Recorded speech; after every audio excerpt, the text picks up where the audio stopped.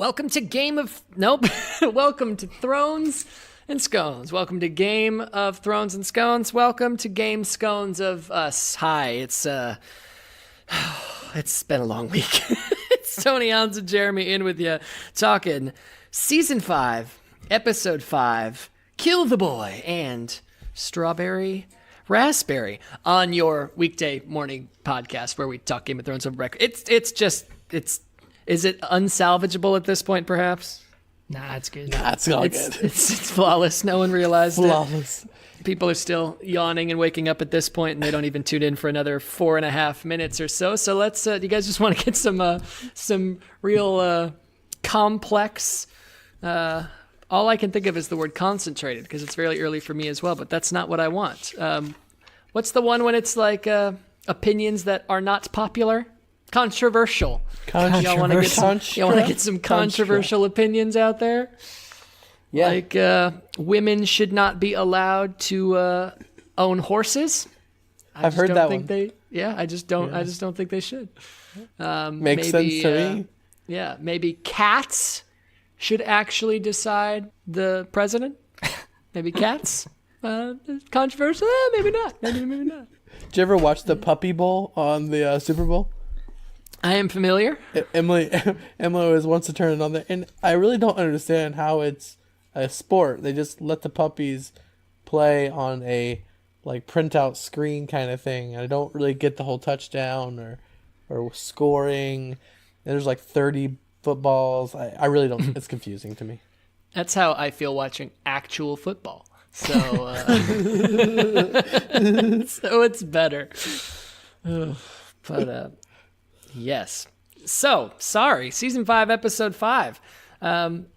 Middle of the season. It's been hit and miss thus far. But are you guys ready to tackle the end of the week here? Would you like a little plot action? A little hot plot? Yeah, definitely. All right. I can give that to you if you so choose. Are you happy with the voice that you're hearing? Would you like something a little sexier, something a little dirtier, something a little bit more offensive? It's your call. How about little Price is Right? Bob Parker. Bob Parker. Bob Parker. Is it Bob Parker? Who is it? Bob Barker. Barker. Okay, yeah. Sorry. I don't know what. I don't think I've ever once actually watched The Price is Right. What? But I can do an impression of what I imagine he sounds like. Well, who's the host now? Drew Carey. What? Drew Carey, yeah.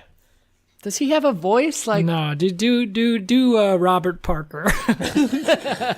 Robert Parker, first of his name. All right.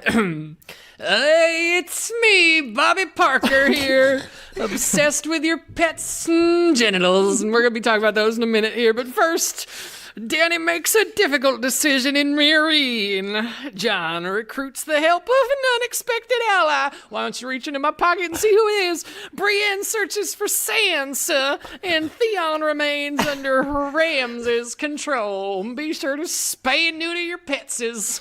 I'm Bobby Parker. It sounds Don't forget along the lines of like a reverend. Give me and then just give me a cool "come on down," Tony. Why don't you come on down? That's all. I think you nailed it. Thank you so much. Did you like that I threw in that Bobby Parker would be a nice Sansa guy? He'd be one of them. Yeah. We get a lot of Sansas, by the way. Yeah, Still, I'm thinking maybe we might have to just establish that is her preferred pronunciation. I think so. Because I think I hear Sansa more than I hear Sansa in the show. Yeah. The only thing that throws me with that is I know there's this scene where Sansa says, "I'm Sansa Stark of Winterfell. This is my home." So if she says it, Sansa, I feel like we should respect her wishes. Do we really trust her though?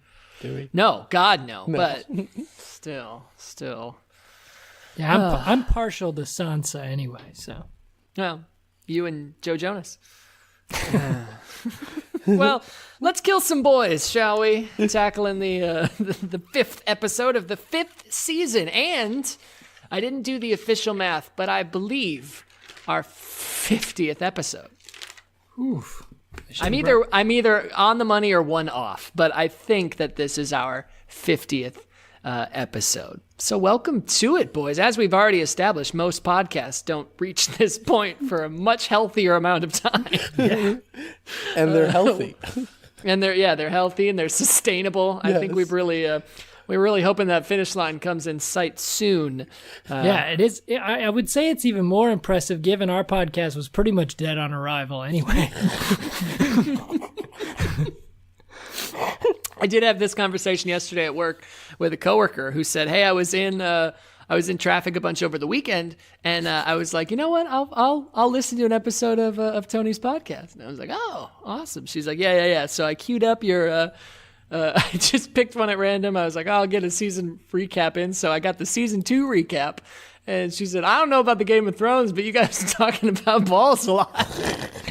I said, "Oh yeah, there was that," and she said, I was laughing. I enjoyed it a lot. And I think it would even be funny if I didn't know you, which is pretty high praise. Yeah, that's really the real question. That's a good one. That's the one I spout off to people to go, if you want to get a feel for what we do, season 2 review, baby.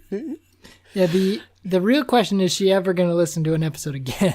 That's a great question. She said that she wants to actually watch the show, and I told her that if she's trying to avoid spoilers, we're pretty dangerous territory and unpredictable as far as how far and how soon we're spoiling things. Yeah, I think season 2 we talk about season 6 quite a bit, actually. Quite a bit, especially in the recap. So be careful, tread carefully. But if you've made it here, you already know that. What did you guys like? What did you love? What did you hate? And what just got you solid as a brick in episode 5? You can take that in whatever order you want. Jeremy, hit it up. Well, it's the solid as a brick is when I'm just like, whoa.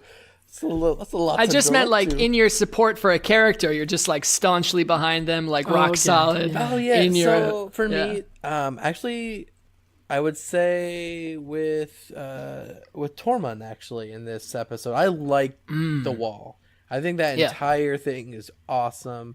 I like Jon with Tormund where he takes the shackles off of him and says essentially like, hey, if we're going to do this, if you really believe in me as, as a friend, as a leader, he's like, we need to go get, and I don't remember if he describes them as our people or as the people, but he's trying to get, kind of this idea that we are one now, right? Like I've been with you, you've seen me kind of, yes, I quote unquote, in your opinion, betrayed you, but I just did what I felt was right for us. And we have now the stand-up. And I thought that was really cool. That entire scene where they're talking about what they need to do, how they're going to take the ships from Stannis to go up there and get them. It's just a really cool part. They just gloss over that conversation as well. Like, I kind of find it ridiculous that Stannis is just like, yeah, you could take my fleet. I know. It's like, it's a lot of resources to run those ships up there. Yeah. So, I mean, hey, I understand he doesn't need them at the moment, but it was pretty nice of him. Yeah, it's weird. And then wouldn't happen in real life. With Sam, as well, and Master Aemon with that conversation.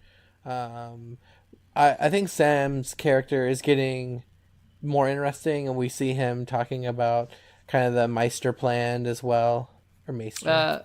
Yes. Is that this episode? I just don't have a note about it. Or at least I feel like it's starting where he's starting to talk it totally could be. I don't tend to write down a lot about Sam. No offense to Samwell Tarly. I like him. He's just it's not noteworthy stuff typically. And I think but yes, that is a good point. Yeah, I think it's more just like we're starting to see that trip, which that's interesting in the future as well. So I just liked At the Wall. So if you're asking for rock hardness, that would be Tormund. Ice cold and rock hard. Rock hard. And and Stannis leaves the wall, and you have not been happy with him being there. So wins all around. And totally. And he's like, I love how the whole dragon glass conversation happens, and he's like, essentially he's like, got tons of that shit, got like, it's like sitting on a mountain of it. But interestingly enough, doesn't offer it. Doesn't say, hey, let's go over and grab some if this is actually going to be what's going to win this war for us. It's true. I mean, it's a trip. It's a trip. Yeah, but he agrees to come up there to fight the North. right? To fight this. And so Yeah. knowing that, you would think that that would be a high priority. Yeah. Like a weapon to actually True. defend.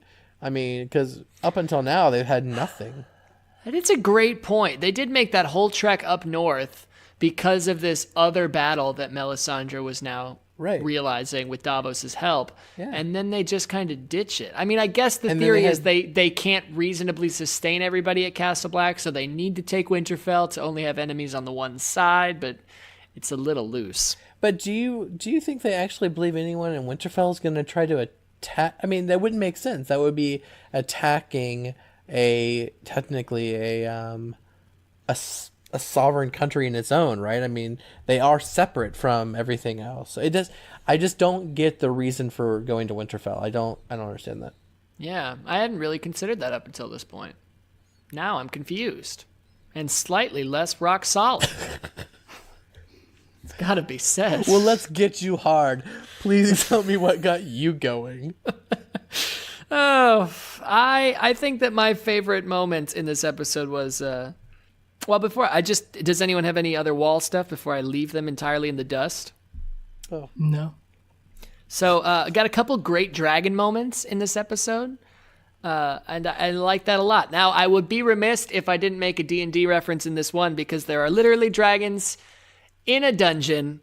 So Dany then takes all of these wise masters and worthy masters and noble masters into said dungeon and rolls a nat 20 on her intimidation check and just scares the living shit out of most of them and gets one burnt to a crisp and eaten before then locking everyone else up, firing back against the destruction of her Unsullied and the untimely death of Barristan Selmy. Yeah, what did you guys think about the beginning there with learning Worm is alive and Lord Barristan is dead? That sucked. Just a slap across the face after kind of a relative cliffhanger last ep. It is a bit of a slap across the face. Rest in peace, Sir Barristan. A weird, again, and you can't blame him for it. Grey Worm just doesn't know how to flirt.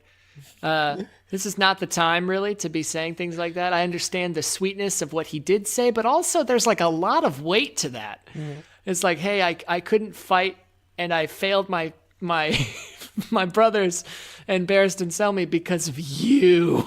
Like, because I was thinking about you. Yeah, women just make us weak. It's a bit intense, really. But so you thought? So just so I'm clear, the dragon stuff, that was your favorite? Because to me, that was probably one of the most frustrating parts of this episode, because Dany goes and visits them, and they're like, "Fuck you, bitch! Don't come down here." But suddenly she goes down there, and they only roast the one person that they push out 10 feet in front of them.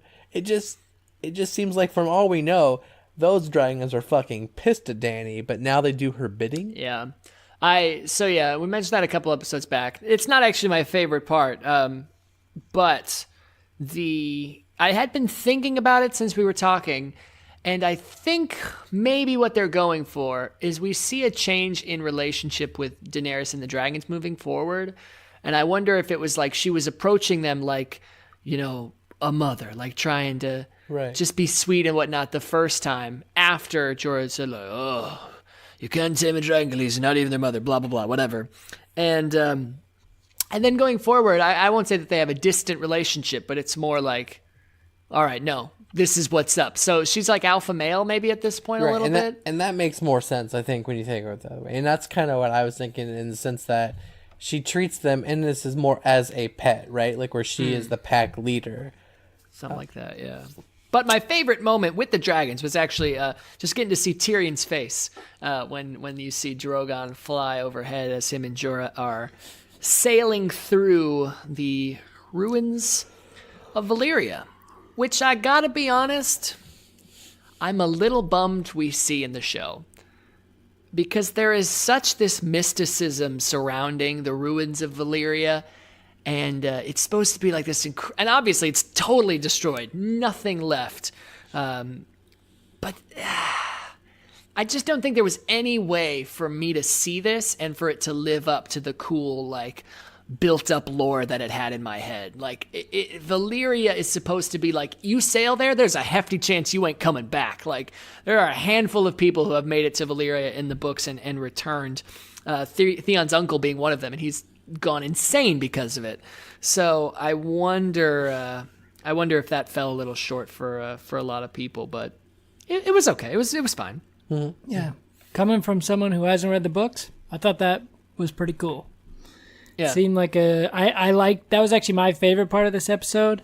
Just because I feel like there wasn't a lot of like big notable moments in the episode. Not that I disliked the episode, but there just wasn't a lot of huge points made. But I like that part, and I just like that whole scene where the rock person or whatever is like just kind of you kind of see him in the corner of the screen, and it's not really like in focus, and then all of a sudden it just does this creepy like step off the edge and just drops in the water. Part that for some reason that scene I just thought was super cool. It is, yeah. They had a really good sense of urgency throughout the whole thing, and it's the first time that we get to see the effects of grayscale at their worst. It's pretty terrifying. Pretty terrifying. Yep. I was not rock hard at the Rockmen. Yeah. What took down old Valyria?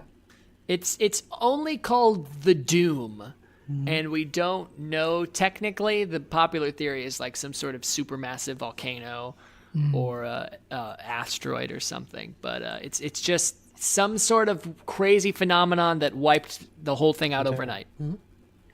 Interesting. And then they take these rockmen there?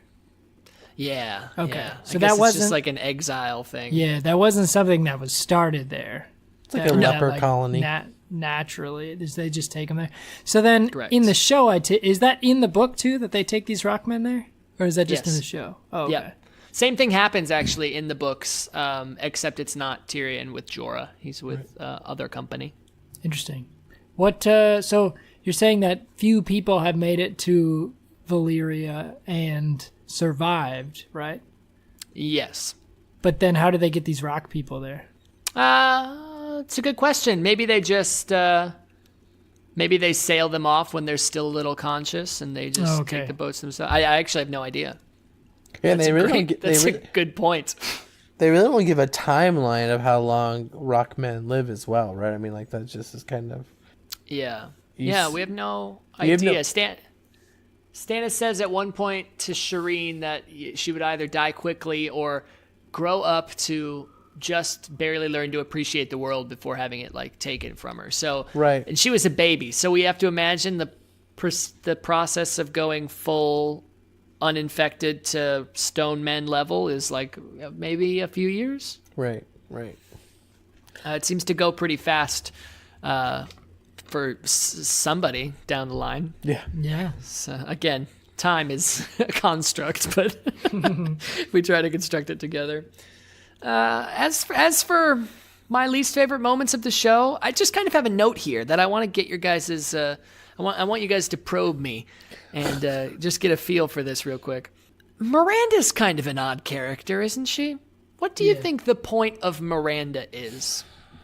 I don't know. Because she's odd. Like, it almost seems like she's supposed to be this weirdly wicked girl who at first you're like, is she supposed to be like a almost redeeming mirror for Ramsay? But then that's quickly debunked. And then it's like, okay, is it the opposite way around? And then in this episode, the previous and the next, we do get a little feel bad for Miranda for a second, but then she just doubles down on Crazy. wickedness and Yeah.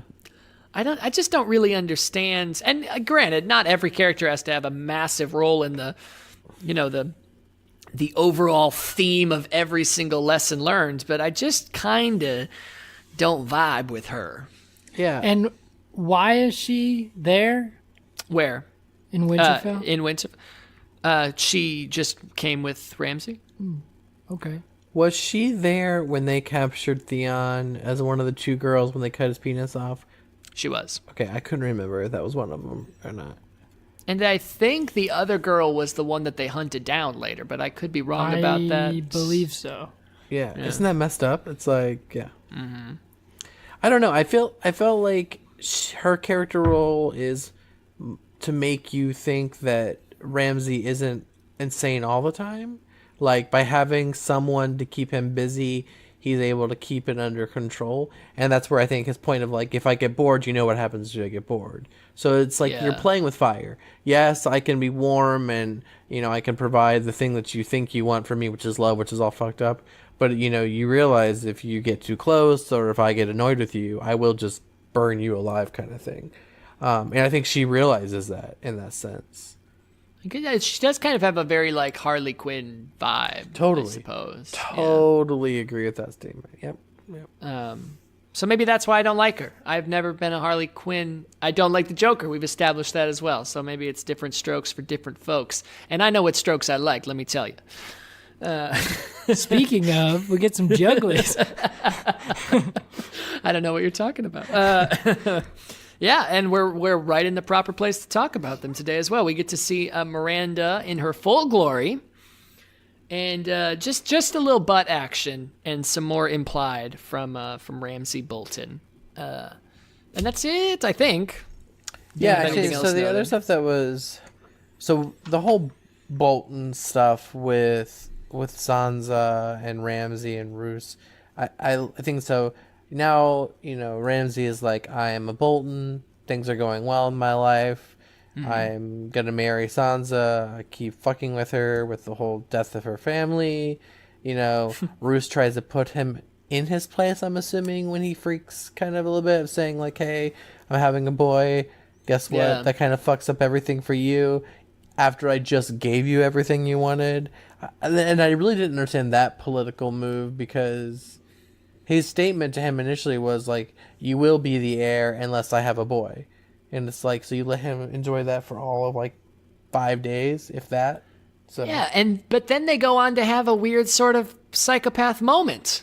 Yeah. Exactly. Which is exactly in the opposite vein of that. It's like, you are my son, like blah, blah, blah. Like the very similar like Shireen Stannis one, except we don't like it as much. Because then he's like saying, he's like, hey, we got to protect the North because Stannis is coming to kill us. He's like, and I need your help because I know you're crazy. Yeah. I think it's probably meant to show that these characters are like superiorly untrustworthy and they are going so far as to be playing each other constantly. Which is, I guess is fine. It's cool. Dany's engaged? Is that what it means? I was confused on that scene. Is that where, like, is that essentially what she was saying? Is like, we're going to get engaged? I thought she was like, I'm going to find a suitor. Yeah, she says, I will marry the leader of a noble house, and how fortunate that a fitting suitor is already on his knees or something, as he kneels in front of her. So, I mean, he didn't confirm, but I also think he probably didn't have much of a say. Now, I do have a very quick question about Hizdar Zolorak that'll come into play more in the future. But in the books, correct me if I'm wrong, Hizdar is confirmed to be the leader of the Sons of the Harpy, right? Mm-hmm. Right. And in the show, it's hinted at once, in one line from Dario, that, you know, Dario basically says, like, oh, I think they've stopped killing because, you know, their leader's going to be king, et cetera, et cetera. And when everything goes down later on in the season, he is, like, fake killed and dragged away, and I don't think we've seen him since. And so I'm very curious what that is, because in the show it seems to happen quite differently, but everything else sets up in a very similar fashion. So I wonder if they're going for that or not. Do you guys get the vibe that he's like playing her? I don't know. I didn't know that about the books. I have no idea. Not really that interested in that storyline, to be honest. So I haven't really even been paying attention. Very behind. Yep, brilliant. I fast forward. It's fairly boring. But I actually think that that's what they're doing. Okay. I would agree with that in the books. And I actually think that it's done really well in the show. Like, you want to kind of like him right now. He seems to be providing honest feedback and, like, trying while also like encouraging her to open up the pits. Like, there's we get a little bit of like maybe trying to get back to what they wanted with like the killing and controlling of crowds, and also knowing what we know of like just an opportunity to maybe do more damage to her kind of like overall political strength there as well. So I don't know. It was good. Point. Yeah, I mean, so far it's been hit and miss this season. I think this episode was okay. It's okay. We had some weaker ones to start things off, but it does slow things down just a skosh. We'll be looking forward to them picking up here momentarily. However, there is always some scone action to be found if we dig through the rubble deep enough. And today I have brought for you, the lovely people, a strawberry raspberry scone from Sunrise Bakery and Cafe in Cherlow Studio. Hey, it's okay. So not a rock hard sconer for you? It's good. It's good. Was it strawberry or raspberry? I actually am so confused still. It is both. Oh, I thought you were saying that like you were having a stroke there for a moment. a scone stroke. Scone stroke. The stroke. Yeah, it's very possible, but as far as I'm aware, it's both. And as far as I'm aware, we'll have another scone tomorrow. Nope. Live. We'll have another scone on Monday. We'll have more episodes to talk about on Monday as well. These people are going to develop trust issues. And in the meantime, of course, you can find all our links to all our things at thronesandscones.com. And we will leave you with the question to life, the universe, and everything. You down with GOT? You know me. And also 42. So Tony, are you actually leaving a link to your thing? just a straight dick pic on our website? What I'm gonna do is I'm gonna select one word at random on the entire page and hyperlink it to my dick pic, and you're just gonna have to go do some scowling, some prowling around to find it. What I'm concerned with is you said you're gonna have links to all of our things, and I don't remember taking or sending a picture of mine. So well, you didn't do either. That doesn't mean I don't have one. I own a camera and a ladder. So, it's for the people, all right? It's for the good of the people. And I won't do the Jeremy Scone picture thing where I label them on the bottom. So they'll have to use their imagination as to who's working with what. Jeremy's freaking mangled mess from that vasectomy. Like, what is that? It's called it's a normal growth. It's not cancerous. It's actually when I got the picture as well, so there's still like a bag of frozen peas there. It's like, Jeremy's like, who's this? Is this what it's always supposed to look like after surgery? Doctor's like, oh yeah, that's fine. Totally normal.